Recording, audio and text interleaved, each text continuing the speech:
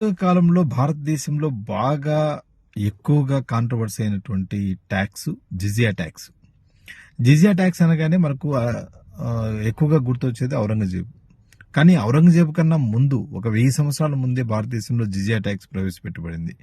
క్రీశకం 712లో అరబ్బులు భారతదేశాన్ని దండయాత్ర చేసినప్పుడు సింధు అనే ప్రాంతాన్ని ఆక్రమించినటువంటి మహమ్మద్ బిన్ కాసిం జిజియా పన్నును ప్రవేశపెట్టాడు భారతదేశంలో. అతను ప్రవేశపెట్టినటువంటి జిజియా పన్ను ముఖ్య ఉద్దేశం ఏంటంటే, జిజియా పన్ను అంటే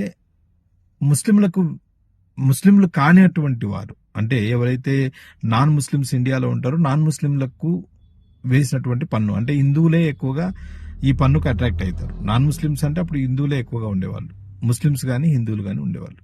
కాబట్టి హిందువుల నుంచి ఎక్కువగా పన్ను వస్తుంది ఒకటి. రెండవది, పన్ను కట్టలేనటువంటి వాళ్ళు ముస్లిం మతంలోకి, ఆ పన్ను నుంచి తప్పించుకోవడానికి ఇస్లాం మతంలోకి చేరేవారు. ఈ విధంగా మత మార్పిడి జరుగుతుంది.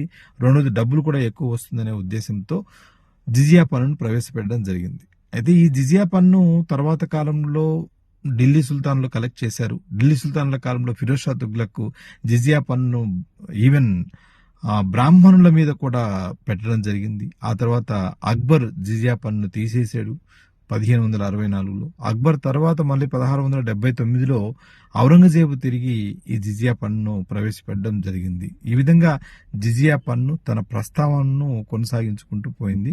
తర్వాత కాలంలో చివరి మొఘల్ చక్రవర్తి